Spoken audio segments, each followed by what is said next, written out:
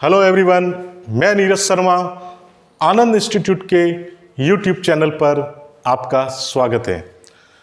Last video में हमने बहुत सारी टर्म्स के बारे में जाना। आज हम इस वीडियो में हम संदिग्ध दायित्व, लेन देन और घटना, ये अकाउंट्स से संबंधित टर्म्स होती है जिनके बारे में हमको जानना जरूरी होता है। तो आइए हम एक एक करके इनके बारे में समझते हैं होते क्या चीज़ें हैं ये। सबसे फर्स्ट है संदिग्ध दायित्व, कंटीजेंट लाइबिलिटीज। कल के लास्ट वीडियो में हमने दायित्व के बारे में पढ़ा। चालू दायित्व था और एक गैर चालू दायित्व यानी नॉन करंट लाइबिलिटीज या लॉन्ग टर्म लाइबिलिटीज कह सकते हैं उसको। आज हम पढ़ते हैं संदिग्ध दायित्व। ये उससे डिफरेंट होता है। वो दायित्व ऐसे होते हैं जो वास्तव में दायित्व हैं, वो राशि हमको वास्तव में चुकानी होती है, वो दायित्व होते हैं। लेकिन संदिग्ध का मतलब होता है कंटीजेंसी, कंटीजेंट्स लाइबिलिटीज। और ये ऐसे दायित्व होते हैं जो किसी घटना के घटित होने पर दायित्व बन भी सकते हैं और नहीं भी। घटना के घटित होने पर ये दायित्व बन भी सकते हैं और दायित्व नहीं भी बन सकते। तो ऐसे दायित्व क्या कहलाते हैं? संदिग्ध दायित्व। ऐसे दायित्व जिसका होना या न होना किस पर डिपेंड करता है? किसी घटना पर। यानी ऐसी कौन सी घटना या ऐसा कौन सा कुछ कार्य हो गया जिसकी वजह से आपका जो दायित्व था वो दायित्व बन भी सकता है भविष्य में और खत्म भी हो सकता है, नहीं भी हो सकता है। कि घटित होने पर निर्भर करता है, यह व्यवसाय का दायित्व हो भी सकता है और नहीं भी। इसका मतलब है हमको हमारे दायित्व का पैसा भविष्य में चुकाना पड़ भी सकता है और हमको चुकाना नहीं भी पड़े। तो वो किसी न किसी घटना पर घटित होता है। किसी घटना के घटित होने पर हो भी सकता है दायित्व और दायित्व नहीं भी हो सकता। तो ऐसे जितने भी दायित्व होते हैं जो किसी घटना के घटित होने पर दायित्व बनते हैं या नहीं बनते हैं, वो क्या कहलाते हैं? संदिग्ध दायित्व। क्या कहलाते हैं? संदिग्ध दायित्व। संदिग्ध दायित्व के कुछ एग्जाम्पल, जैसे मान लिया किसी ने किसी की गारंटी देना। ए ने, कोई व्यक्ति था ए ने बी की गारंटी दी, ठीक है। बी को पैसा चाहिए, बी गया सी के पास पैसा लेने के लिए। ए ने कहा, बी ने सी के पास जाता है बी अगर पैसा लेने के लिए, तो सी कहता है कि आपको मैं पैसा क्यों दूं उधार, क्यों दूं? आप मेरा पैसा वापस रिटर्न करो नहीं करो, उस कंडीशंस में मेरा तो पैसा डूब जाएगा, मैं आपको क्यों दूं? या तो आप मुझे जमानत रखो, कुछ गिरवी रखो, या फिर किसी की के साइन करवा दो गारंटर के रूप में। तो ये व्यक्ति बी ए के साथ जाता है सी के पास। सी को ए कहता है कि आप इसको पैसा दे दीजिए। सी को कहता है आप इसको पैसा दे दो, ठीक है।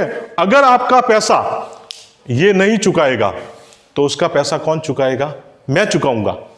सी को ए क्या बोलता है कि अगर बी आपका पैसा नहीं चुका पाएगा तो उसकी गारंटी मैं लेता हूं, मैं चुकाऊंगा आपका पैसा। अब अगर एक निश्चित समय बाद सी ने इस बात पे क्या किया, बी को ए की बात को सुनकर सहमत हो गया और पैसा बी को दे दिया। बी को पैसा देने के बाद 2 महीने बाद, 6 महीने के बाद, जितने महीने के लिए उधार होगा इनके बीच में, वो दिया इसने। देने के बाद 6 महीने बाद, मान लिया 6 महीने की अवधि में इसको वापस पेमेंट करना था। 6 महीने के बाद अगर ये पेमेंट नहीं करता है, बी ने मना कर दिया मेरे पास पैसा नहीं है, तो फिर सी पैसा किससे लेगा? ए से। यानी कि एक सी को पैसा चुकाने का दायित्व किसका हो जाएगा? ए का। होना किसका चाहिए था? बी का। बी मना कर रहा है, यानी एक ऐसी घटना जो ये बता रही है कि बी ने सी को मना कर दिया, मेरे पास पैसा नहीं है, मैं नहीं चुका पाऊंगा। तो ए ने क्या किया? सी किसके पास गया? ए के पास। तो अब ये दायित्व किसका हो गया? ए का। अगर ये सही समय पर पैसा चुका देता, पेमेंट कर देता सी को, तो क्या ए को चुकाना पड़ता? नहीं चुकाना पड़ता बस। तो एक घटना, ये घटना क्या है? गारंटी।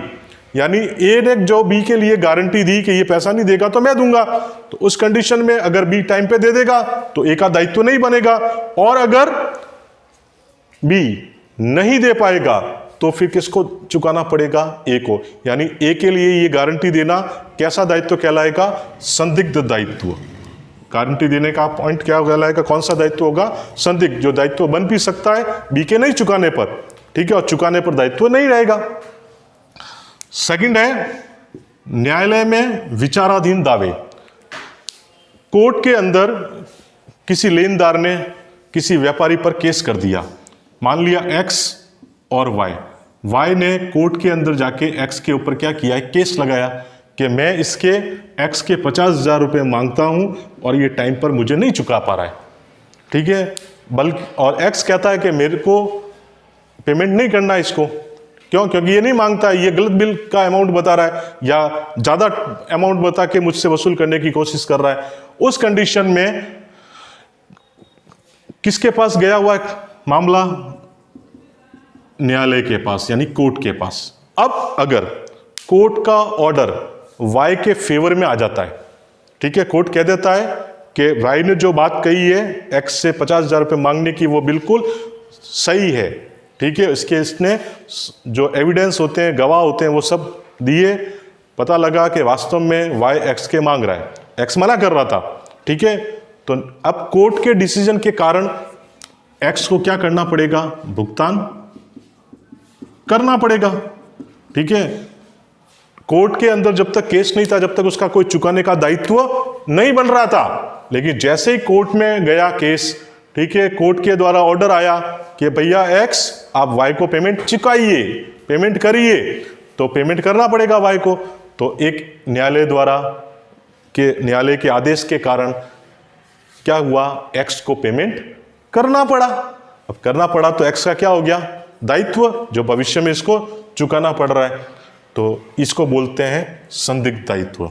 और भी बहुत सारे उदाहरण होते हैं, हम जैसे आगे बढ़ेंगे सीखते जाएंगे। ये होता है संदिग्ध दायित्व, जो किसी घटना के घटित होने पर हो भी सकता है और नहीं भी हो सकता। नेक्स्ट है लेन देन, सौदा या व्यवहार, इंग्लिश में इसको बोलते हैं ट्रांजैक्शन। लेन देन, सौदा या व्यवहार, तीनों एक समानार्थी शब्द होते हैं। लेन और देन, सामान्य भाषा में अपन अगर कहें कि लेन देन क्या होते हैं, ट्रांजैक्शंस क्या होते हैं, लेन देन का मतलब होता है लेना और देना, ठीक है, लेना और देना। लेना और देना मानकर जैसे इस हाथ से इस हाथ के पास आ गया तो लेना और देना हो चुका है, लेकिन वास्तव में ये लेन देन की श्रेणी में नहीं आएगा। क्यों नहीं आएगा? क्योंकि लेन देन के लिए कम से कम कितने पक्षकार चाहिए? 2 पक्षकार। कितने पक्षकार होने चाहिए? 2 व्यक्ति होने जरूरी है कम से कम। तो जब 2 पक्षकारों के बीच व्यावसायिक क्रियाकलापों के संपादन के दौरान, जब 2 व्यक्तियों के बीच बिजनेस से संबंधित कोई क्रियाएं होती है, लेना या देना होता है, ठीक है, मुद्रा या वस्तु के बदले वस्तु का क्या होता है? आदान प्रदान, लेना और देना। व्यावसायिक क्रियाओं के दौरान क्या होता है? लेना और देना। यह क्रिया क्या कहलाती है? लेन देन कहलाती है। क्या कहलाती है? लेन देन, ठीक है। जैसे ए ने बी से 5,000 का माल खरीदा, तो इसको क्या बोला जाएगा? ये एक लेन देन है। ए ने बी से, तो बी ने क्या किया? 5,000 का माल दिया, ठीक है। अब ए क्या करेगा? या तो अभी पैसे दे देगा तुरंत, तो ठीक है, ये बदले में कैश देगा, या कुछ समय बाद देने की बात करेगा। तो इन दोनों के बीच एक व्यावसायिक क्रिया हुई, ठीक है। इसी क्रियाकलाप को क्या बोला जाएगा? लेन देन। लेन देन कैसे हो सकते हैं? लेन देन नकद भी हो सकता है, यानी कैश में भी हो सकता है। ट्रांजैक्शन कैश में भी हो सकता है और ट्रांजैक्शन क्रेडिट यानी उधार भी हो सकता है, ये लेन देन। अब लेन देन यानी लेना और देना। अब नेक्स्ट पॉइंट आएगा हमारा घटना यानी इवेंट। घटना क्या होती है? कुछ लोग घटना और लेन देनों को समान अर्थ समझ के कर लेते हैं, लेकिन दोनों अर्थ अलग अलग है। इससे व्यावसायिक क्रियाएं में आदान प्रदान होता है, ठीक है। और घटना क्या होती है? ऐसे तथ्य जो व्यवसाय के आर्थिक संसाधनों को जैसे मशीन, फर्नीचर, बिल्डिंग, ठीक है, संसाधनों को क्या करते हैं? प्रभावित करते हैं। कैसे प्रभावित करते हैं? या तो अनुकूल प्रभाव पड़ता है उन पर, या पड़ता है प्रतिकूल प्रभाव।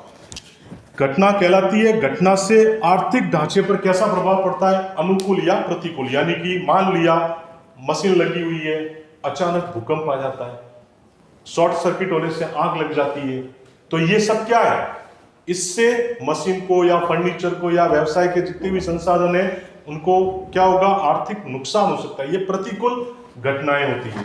तो ऐसी कोई भी घटना जिसकी वजह से संसाधनों पर सीधा इफेक्ट पड़ता है वो सब क्या कहलाती है, घटना।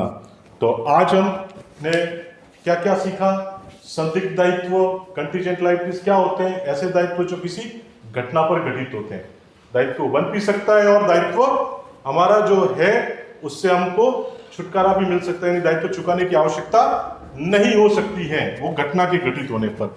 जैसे हमने किसी की गारंटी दी, कोर्ट में कोई केस चल रहा है उससे संबंधित, उसके बाद लेन देन के बारे में पढ़ा, लेन देन, सौदा या व्यवहार, इंग्लिश में इसको बोलते हैं ट्रांजैक्शन, लेना या देना। व्यावसायिक संस्थाओं के अंदर दो व्यक्तियों के बीच जब आपसी आदान प्रदान होता है, चाहे वो मुद्रा में हो चाहे वो वस्तु में हो, वो क्या कहलाता है, लेन देन। और नेक्स्ट था घटना यानी इवेंट, ऐसी व्यावसायिक चीजें जिसकी वजह से, ऐसे तथ्य जिसकी वजह से आर्थिक संसाधनों पर अनुकूल प्रभाव या प्रतिकूल प्रभाव पड़ता है, जैसे भूकंप आना, आग लगना, ये सारी घटनाएं कहलाती है। आई होप आपको ये सारी टर्म्स जो है वो अच्छे से समझ में आई होगी। Thank you for watching.